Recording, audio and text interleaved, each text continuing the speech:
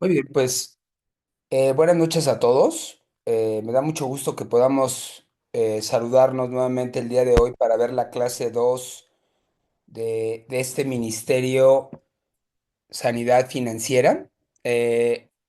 La clase de hoy verdaderamente está bastante buena. Em, Vamos a platicar de lo que son los principios de mayordomía y principios financieros. Vamos a meternos en dos temas, uno bastante espiritual y otro que tiene que ver ya con el tema técnico de las finanzas. Vamos a repasar algunas reglas que previamente eh, vamos a estar en silencio y se va a abrir una sección de preguntas hasta el final. Otro punto importante es que para las participaciones en las preguntas vamos a tratar de ser breves, tratando de cuidar el tiempo, que sea una pregunta sobre los temas que hemos platicado o alguna observación que pueda complementar o agregar algo de valor a lo que hayamos platicado en la clase y de esa manera podemos hacer que más participen. Entonces, eso son reglas muy importantes para la clase al finalizar y que podamos abrir la sección de preguntas. ¿Ok? Muy bien.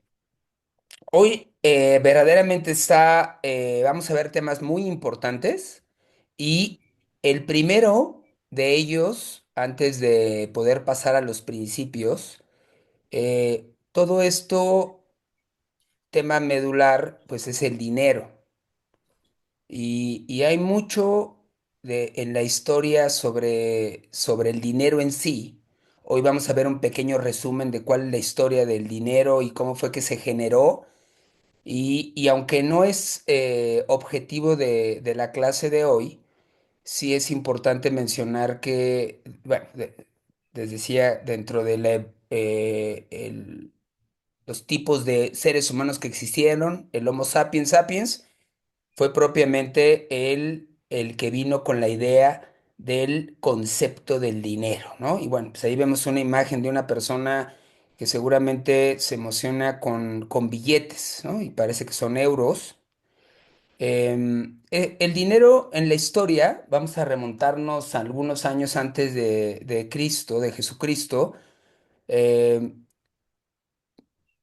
que hacíamos actividades de trueque, ¿no? Hace 3000 años, para ponerle un rango de tiempo, pues las personas intercambiaban un bien por otro bien, ¿no? Y imagínate que yo era sembrador, ¿no? Y cosechaba quizás trigo y me interesaba a lo mejor algunos animales que tenía el vecino y pues a lo mejor llegamos a un acuerdo y pues había un intercambio entre los animales por una cantidad de lo que yo tenía en mi posesión, que era trigo, y de eso se empezaban a hacer intercambios. Pero imagínate que de repente me interesa comprar algo de mayor valor y mayor y más grande, pues empezaba a complicar el asunto de poder intercambiar bienes materiales con su equivalente, ¿no? Se empezó a complicar el asunto y también pues podrías decir, no, bueno, pues es que mi vaca vale, no sé, 5000 kilos y a lo mejor para la otra persona valía 3000 y etcétera, ¿no? Este intercambio de bienes pues obviamente complicaba el asunto de intercambiar un bien material por otro. Vamos a recorrer un poco de tiempo después de antes de esos 3000 años hasta hace 1000 años, pues empezamos a darle valor a objetos, ¿no? Y podemos verlo quizás en la cultura maya, cultura azteca, y empezamos a darle valor a algunos bienes materiales, como los que vemos en el ejemplo, concha, sal o metales preciosos y metales preciosos, pues siempre ha sido valorado la plata, el oro, el bronce, y hace poco platicaba aquí en casa como un diamante, por ejemplo, ¿no? Los diamantes que son también valorados, pueden, una piedra de 1 centímetro, de 2 centímetros, puede equivaler actualmente a un bien material que ni nos imaginamos, ¿no? Quizás un edificio o cosas de ese tipo. Pero bueno, empezamos a darle un valor a un bien material y pues a lo mejor para algunos podía representar también un valor simbólico, ¿no? Y producto de otra clase, pero bastante interesante, empezábamos a darle un valor representativo que a lo mejor era complicado materializar como tal. Ya por el año de 600 años antes de Cristo empezamos a ver monedas metálicas y vamos a ver que de ese lado del mundo, Turquía, empiezan a aparecer las primeras monedas ya elaboradas sobre metales preciosos como el oro o la plata y empieza a aparecer el respaldo por una autoridad, ¿no? Ya las monedas empiezan a tener el apoyo de una autoridad y tal es el caso que vemos, vamos a verlo después con las monedas del Imperio Romano, que es de lo que leemos mucho en el Nuevo Testamento.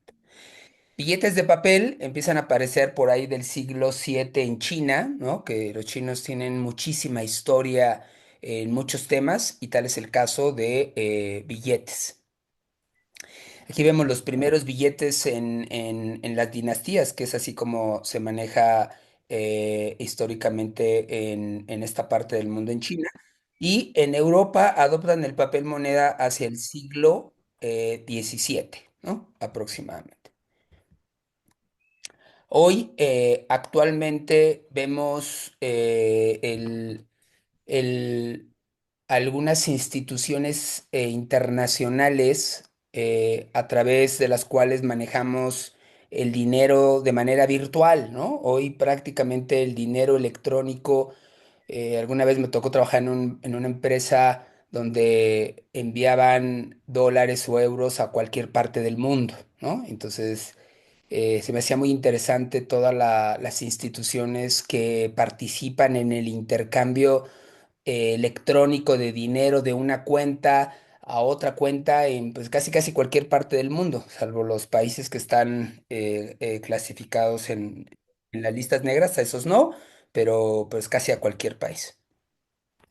Y lo que sabemos, ¿no? Hoy prácticamente tales algunos casos que ya no manejamos dinero físico, sino el 99% del dinero es electrónico, ¿no? Pagas la despensa, la luz, el agua, nuestra ofrenda, todo lo haces de manera electrónica. Entonces, ¿cómo es que este tema del dinero se volvió tan importante, ¿no? Y no es como lo estoy poniendo en el resumen, no es que el dinero sea el problema, ¿no? Como tal, sino es el lugar que nosotros le damos en nuestro corazón. Lo vamos a ir viendo en la siguiente parte de la presentación, pero lo importante no, el dinero en sí fue creado por nosotros, los seres humanos, con todas las capacidades que nos dio Dios para resolver un problema y encontrar soluciones. Bueno, pues el problema, realmente el dinero no es como tal el problema, sino el lugar que le damos en nuestro corazón. Entonces eso vamos a tenerlo en cuenta para las siguientes secciones de la clase, ¿ok? Y si tienen alguna pregunta sobre este slide, anótenla y en la sección de preguntas podemos retomarlo. Ahora, antes de entrar a los principios, voy a repasar lo que es un mapa, ¿no? Vayamos pensando y dices, ¿un mapa qué tiene que ver eso con las finanzas, crack? Un mapa, este es un mapa. Este es el objetivo de crear riqueza a los accionistas. Vamos a leerlo y quizás no me voy a meter mucho solo para que ustedes lo conozcan, que en una empresa lo que les interesa es crear dinero para los que son los dueños de esa empresa. A través, vamos a leerlo de abajo hacia arriba, se puede leer de abajo hacia arriba y desde la gente, las personas que son las que se entrenan, se retienen, las desarrollan, les dan recursos, aprenden de liderazgo. para crear procesos que ayuden a tener contento al cliente y que les ayude a incrementar las ventas, a disminuir costos y a expandir la red de clientes para generar más utilidades. Por eso se llama un mapa, porque son todos los objetivos que se llevan a cabo desde la gente, los procesos, los clientes, hasta las finanzas de una empresa. ¿Ok? Entonces, no es para que nos lo aprendamos de memoria, ni mucho menos, sino también porque nosotros vamos a diferenciarlo de lo que es un mapa para alguien que busca las finanzas basadas en la Biblia. Entonces, aquí pues, las empresas se ponen como visión ser la número uno, ser la más grande, etcétera, etcétera, crear servicios que les genere valor a los clientes y pues muchos valores que manejan, ¿no? Innovación, trabajo en equipo, etcétera, etcétera. Entonces, ¿cómo se ve la diferencia a un mapa? Ese es un ejemplo, no significa que este sea el de nuestra región, ni mucho menos, es un ejemplo. Sí, desde el punto de vista de nosotros como cristianos y todo el entrenamiento que tenemos en la Biblia y en otros aspectos espirituales, hasta temas de actividades de discipulado en los ministerios, fomentar el amor en la iglesia, a los perdidos, fomentar actividades de ayuda a los necesitados. Y aquí realmente, aunque aquí está el cliente o por quién lo hacemos, pues sabemos que nuestros mandamientos principales es amar a Dios y al prójimo principalmente, y crecer y fortalecer la iglesia. Ahora, en temas de finanzas, administrar los recursos sabiamente, apoyar a los pobres y necesitados y expandir el reino, que nos van a ayudar en algunos conceptos que vamos a ver ahora, que es acumular tesoros en el cielo. Nuestra visión es alcanzar el cielo a través, pues, de lo que sabemos, amar a Dios, a nuestro prójimo, etcétera. Y los valores, todos los que nos inculca el Espíritu. Este es un ejemplo para diferenciar que nosotros estamos enfocados en acumular tesoros en el cielo, no acumular tesoros en la tierra. Porque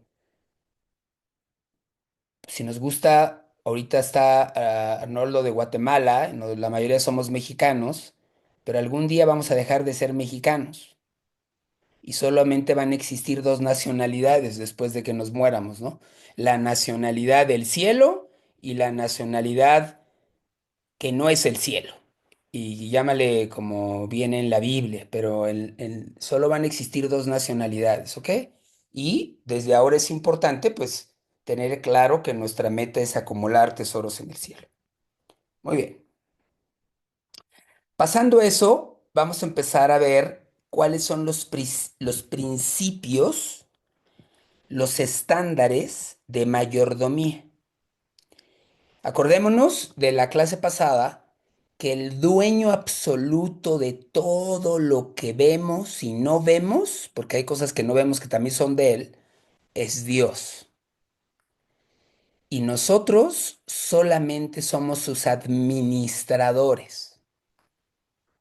Ahora, siendo administradores, sabiendo que nada es nuestro y que todo es de él, ¿cuál es la expectativa que tiene de él sobre lo que nos ha dado o sobre lo que nos da? Y bueno, para eso vamos a ver una historia que creo que es bastante ejemplificativa, que está en Mateo 25, 14, 30. Aquí la vamos a poder ver. Dice que el reino de los cielos, es que tengo aquí que no me deja ver, estoy buscando, permítame.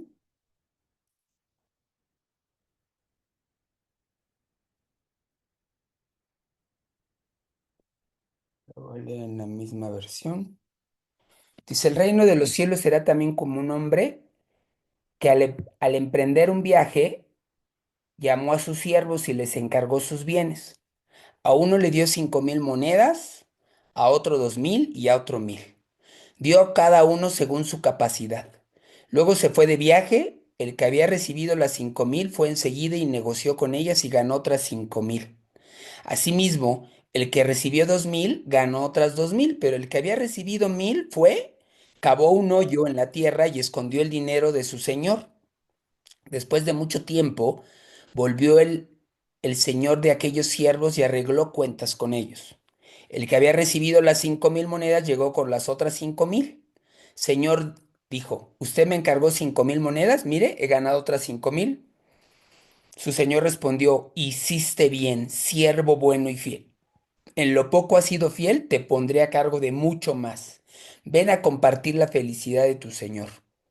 Llegó también el que recibió 2,000 monedas. Señor, informó, usted me encargó 2,000 monedas. Mire, he ganado otras 2,000.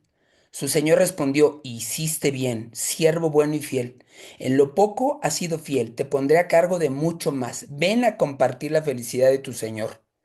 Después llegó el que había recibido 1,000 monedas. Señor, explicó, yo sabía que usted es un hombre duro, que cosecha donde no ha sembrado y recoge donde no ha esparcido.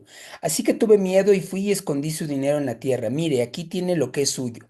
Pero su señor respondió, siervo mal y perezoso. ¿A qué es así que sabías que cosecho donde no he sembrado y recojo donde no he esparcido? Pues debías haber depositado mi dinero en el banco para que a mi regreso lo hubiera recibido con intereses. Después ordenó, quítenle las 1,000 monedas y dénselas al que tiene las 10,000, porque a todo el que tiene se le dará más y tendrá en abundancia, al que no tiene, hasta lo que tiene se le quitará. Y a este siervo inútil, échenlo afuera, a la oscuridad, donde habrá llanto y crujir de dientes. Esta escritura la tengo presente desde la primera vez que la escuché. ¿Cuál es la expectativa según los que nos gusta hacer porcentajes y tasas de rendimiento y etcétera, ¿no? 5,000 monedas y 2,000 monedas que fueron los que agradaron al Señor, teniendo en cuenta algo, ¿no? Que aquí, si hacemos la analogía, pues el Señor, estamos hablando de Dios y que dio de acuerdo a nuestras capacidades y algunos nos dio unas cosas, a otros nos dio otras, pero lo cierto es que ambos que agradaron al Señor generaron el 100% en cuanto a esta expectativa.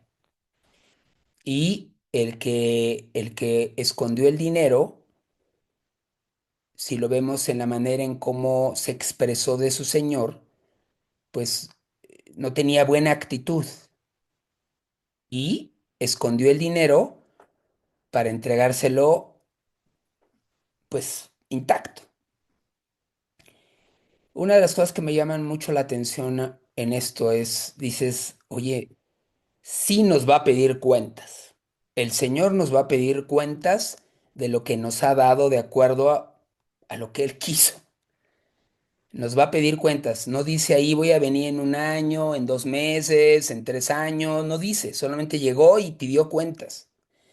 Eso nos va a pedir a nosotros, al uso sabio de todo lo que nos ha dado durante todo este tiempo, ¿no? Y podríamos pensar y decir, bueno, pues entonces, ¿qué hago, no? Bueno, pues lo vemos un poco como respuesta en Mateo 6, 19, 21, ¿no? Donde nos habla otra advertencia. Como decía, Jesús habló mucho sobre estos temas.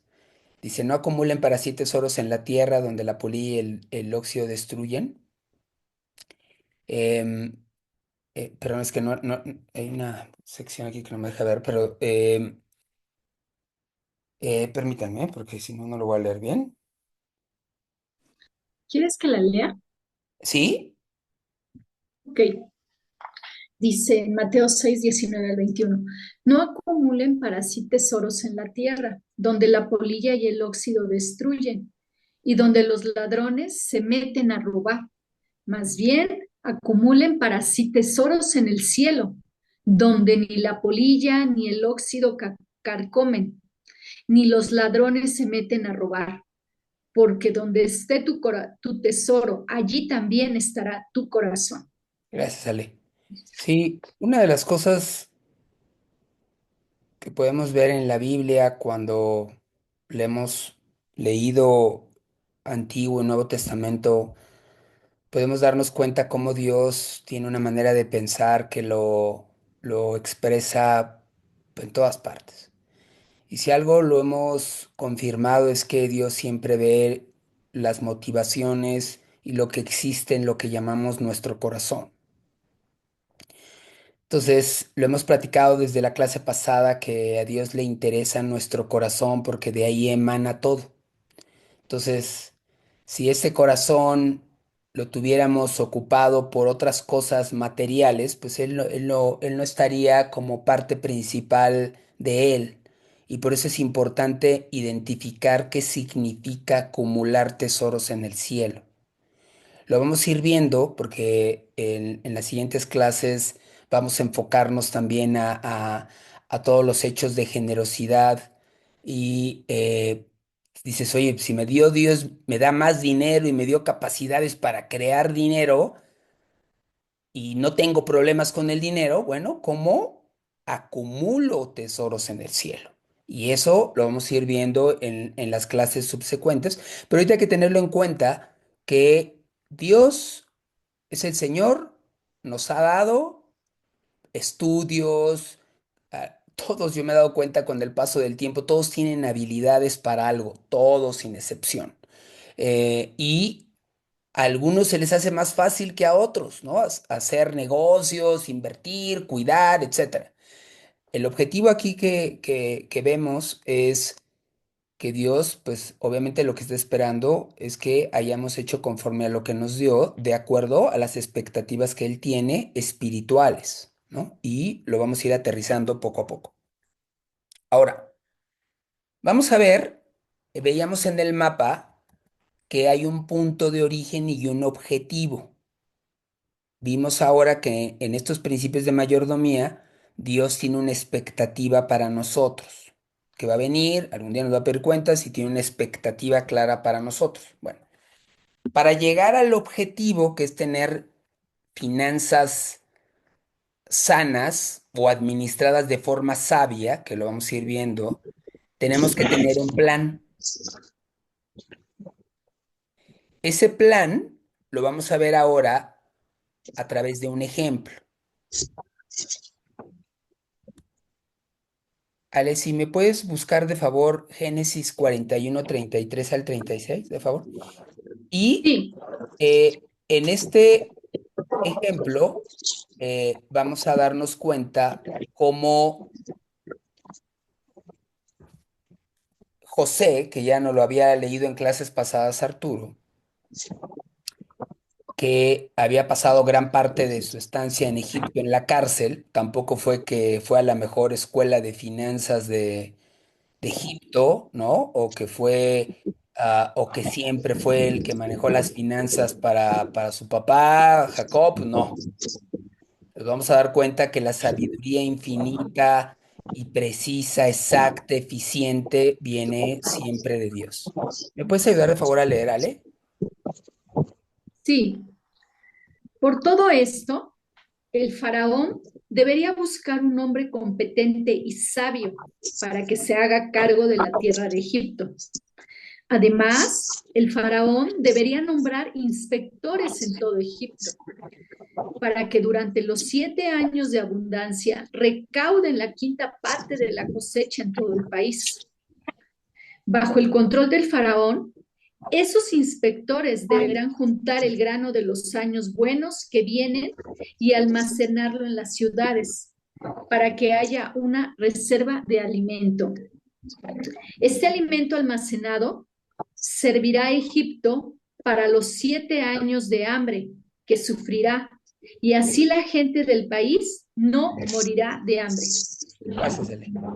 Aquí podemos ver, yo me imagino un país de millones de personas que era Egipto, una expectativa de 7 años de abundancia y decir, bueno, sí, guarda y dice ahí qué porcentaje, o sea, se me hace el ejemplo, se me hace formidable, o sea, dice, un hombre para que lo maneje, el administrador, ¿no? Que en este caso fue José.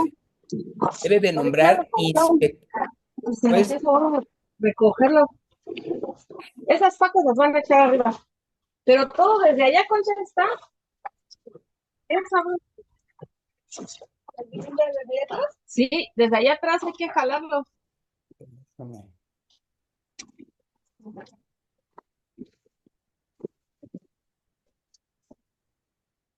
perdón,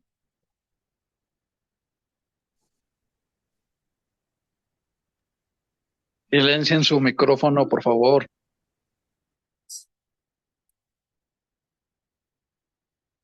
Ya era Juliana, Lupita, su mamá.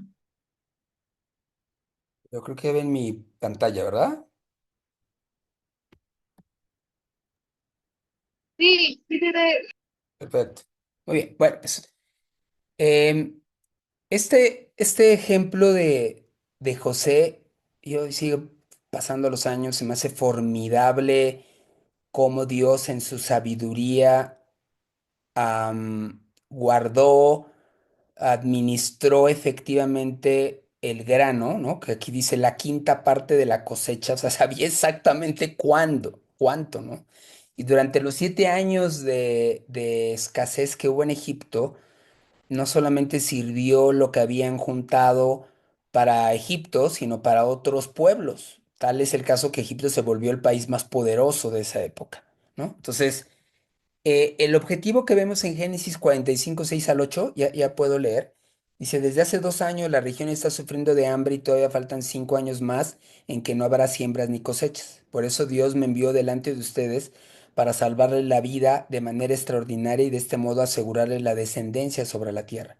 Fue Dios quien me envió aquí, no ustedes. Él me ha puesto como asesor del faraón y administrador de su casa y como gobernador de todo Egipto.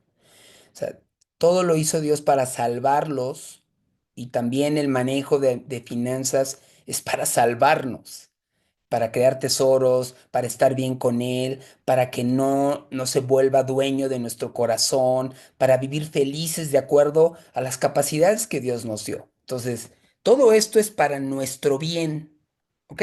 Ahora ya vimos que hay un punto de partida, ahí tiene Dios una expectativa, hay que tener un plan, pero también hay que tener cuidado. Aquí vamos a ver un ejemplo de alguien que le fue muy bien, pero que no fue un buen ejemplo como tal, ¿no? Y entonces creo que esto va a responder algunas de las preguntas de la clase pasada.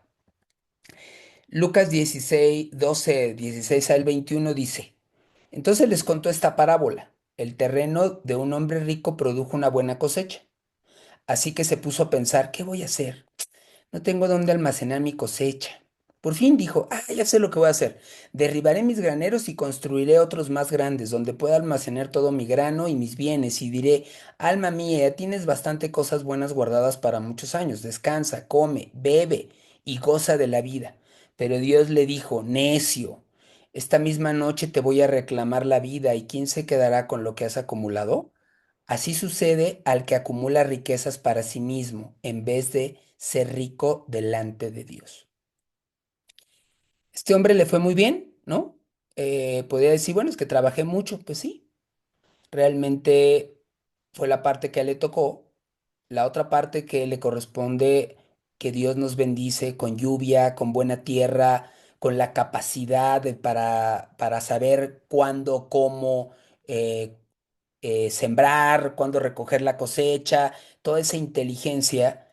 Y si algo vemos aquí es que en ningún lado se ve que le dé gracias a Dios y que el uso de lo que él generó sea para alguien más que para sí mismo.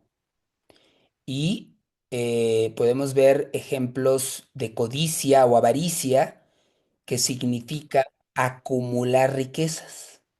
La avaricia y la codicia, acumular por acumular, ese es el problema.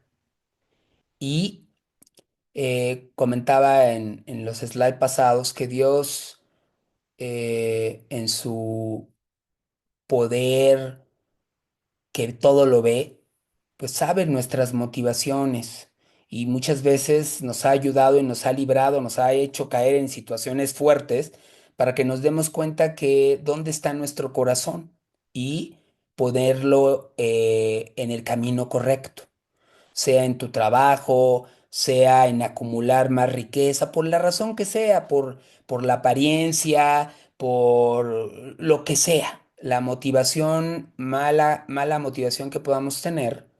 Y lo importante ahora de estas clases es poder identificar nuestra situación para poder trabajar en ella. Si no, no vamos a poder trabajar.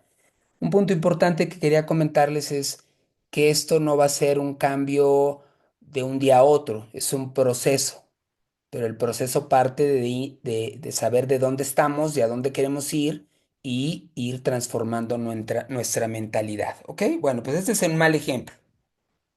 Ahora, vamos a entrar ya un poco a la parte, vamos a llamarle técnica del punto medular de una administración. Bueno, vamos a repasar unos conceptos para poder entender qué significa administrar esos conceptos. Entonces, traté de ponerlo lo más sencillo posibles con alguna escritura. Obviamente puede ser que algunos para ustedes sea muy sencillo, para otros no, pero lo importante es que todos vamos a ir poniéndonos, voy a tratar de llevar un avance con todos, independientemente de qué punto estemos partiendo en el conocimiento de estos conceptos, ¿ok? Entonces no se preocupen de eso. Por ahora, y ya saben que les voy a compartir la presentación, entonces la verdad no pongamos más atención antes que cualquier otra cosa. Un concepto básico, pues son los ingresos, ¿no? Todo el dinero que podemos recibir que es producto de un sueldo, de un negocio, de una inversión, de la venta de algo, de la renta de un inmueble, de un servicio que hice. Todo eso es el dinero que recibimos y hablando espiritualmente como cristianos, estamos hablando de cosas que honran a Dios, dinero que honra a Dios, que paga impuestos, etcétera. Estamos hablando de ese tipo de ingreso. Ya hablaremos de eso en otra clase, pero estos son los tipos de ingresos que necesitamos tener en cuenta, ¿no? Y pues saber que todo esto viene de Dios.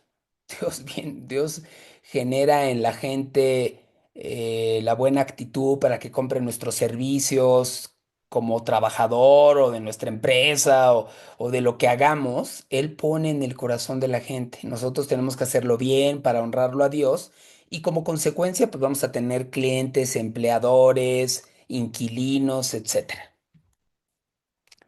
Egresos. Todo lo que se gasta.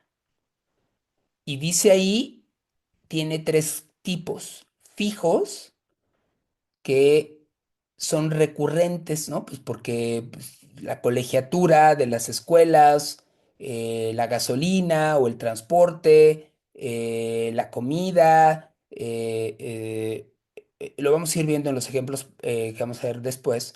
Y variables, pues variables, pues, a veces algunos a lo mejor puede ser que el agua pueda ser algo en un rango muy claro y para otros tendrá una variable mayor, igual que la luz.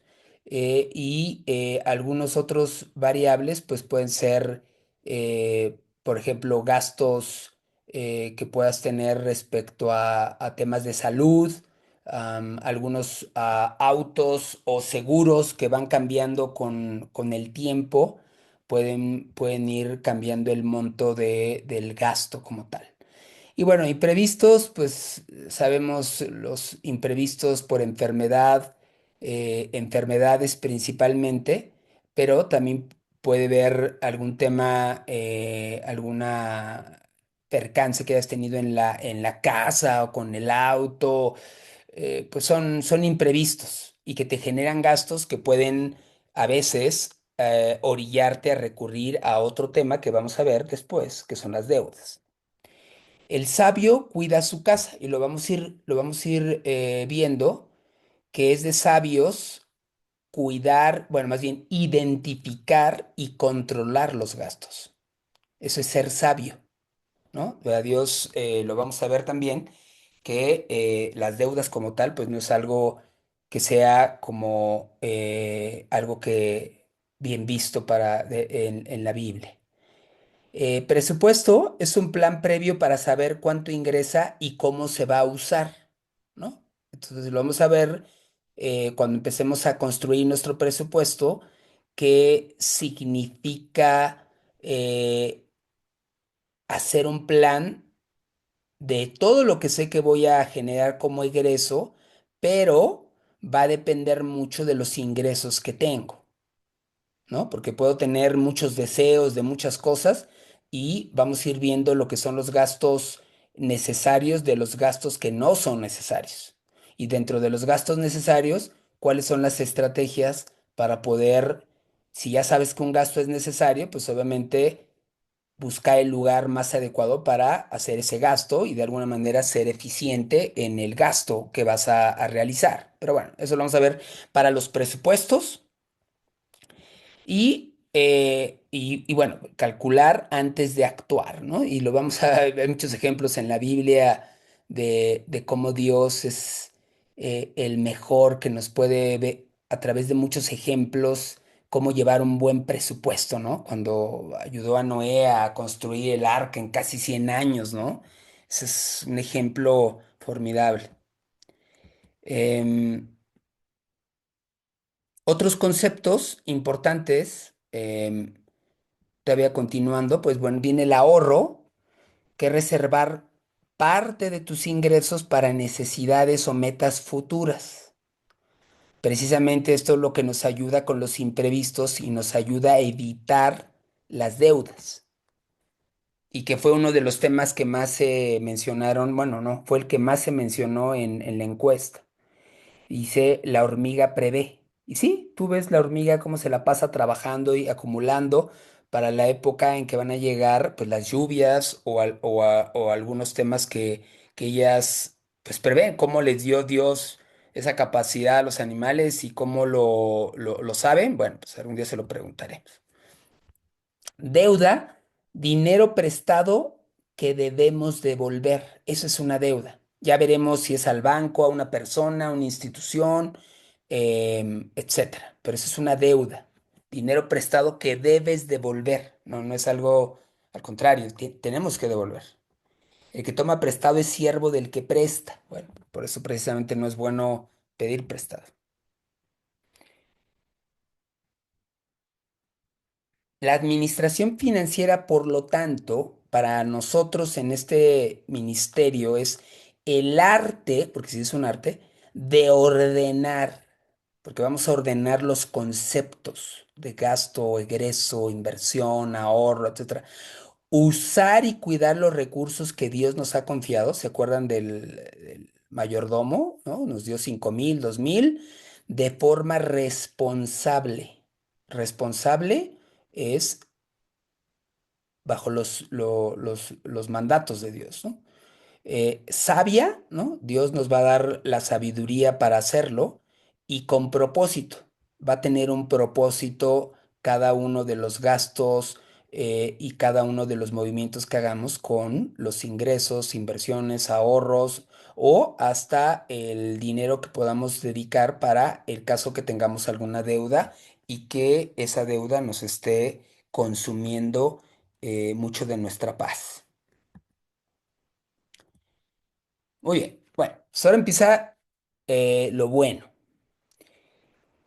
Es importante, les voy a poner un ejemplo después de este. Vienen los ejercicios para que se van a quedar como, pues para ustedes antes de la siguiente clase, que son muy importantes, ¿no?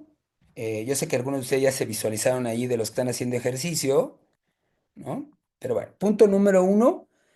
Hay que empezar en una libreta, en Excel, en como ustedes se acomoden, empezar a listar los gastos que hacen.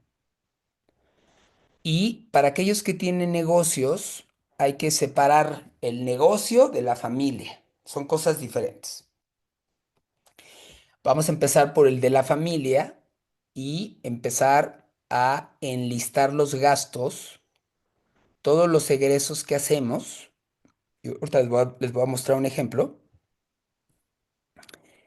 y poder categorizarlos, porque vamos a ver en clases subsecuentes que una vez que los tengamos enlistados, la mayor parte de ellos, ojalá todos, y categorizarlos, nos vamos a dar cuenta qué porcentaje de nuestros ingresos le estamos dedicando a los alimentos, al transporte, a la vivienda, a los entretenimientos, a las deudas, etcétera. Y de esa manera podemos comparar si ese porcentaje que le dedicamos es el correcto o si estamos gastando mucho en algún concepto. Ahora, si el concepto es algo básico como los alimentos, pues vamos a identificar estrategias porque puede ser o que estamos gastando mucho en alimentos o que lo que ganamos no está siendo suficiente para eso. Pero bueno, eso lo vamos a ir viendo conforme lleguemos a ello. La lista de los ingresos, todo el dinero que recibimos, sea por salario, intereses, utilidades, bonos, rentas, etcétera, lo vamos a enlistar y vamos a identificar las deudas que tenemos. Estas deudas vamos a poder identificar con quién la tenemos, de qué monto, ojalá tengamos cuál es la tasa de interés y pues en qué situación está cada una de las deudas, porque si hoy hay días que no duermes, seguramente es mucho por las deudas. Eh, Y ya antes de pasar a las preguntas, este es un ejemplo de cómo se vería, ¿no? Este es un ejemplo. Los montos que están ahí no son reales, solo se los puse como para que pudieran identificar cómo hacerla. Entonces,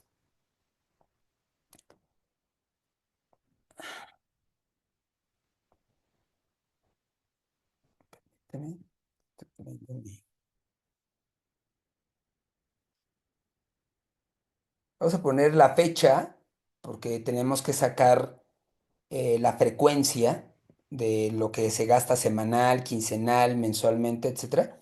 La descripción del gasto y digo, esto puse como ejemplo. Yo creo que ahorita lo importante es la columna uno y 2 y ya la categoría, bueno, si la podemos categorizar dentro de algún concepto como los que están aquí, perfecto. Y obviamente la cantidad. Entonces, esto se vería como un ejemplo, ¿no? De lo que serían los gastos. En la parte de los ingresos, vamos a identificar eh, qué tipo de ingreso es y de qué categoría es. Y de qué cantidad, ¿no? Ya cuando los tengamos vamos a ir viendo si se recibe de forma quincenal, mensual, trimestral, semestral, anual, etcétera. Y no es algo que me tengan que mostrar. Todo esto es para ustedes. Pero es importante que lo hagamos porque después vamos a sacar los porcentajes. Y las deudas, vamos a tener la deuda con quién la tenemos, puede ser empresa o persona o institución, qué tipo de préstamo es, qué tasa de interés anual tiene. Esto es para que ustedes identifiquen, una vez que tengamos las deudas, pues hay varias estrategias, desde pagar, dependiendo si son varias, pues obviamente a veces se paga la menor y más rápido para que te focalices en menos, o enfocarnos en la que genera mayor interés, pero eso lo vamos a ir viendo conforme cada situación particular y el monto residual que tienes de la deuda. ¿Ok? Bueno, seguramente sé que puede haber muchas preguntas. Ahora sí, déjenme cerrar la grabación.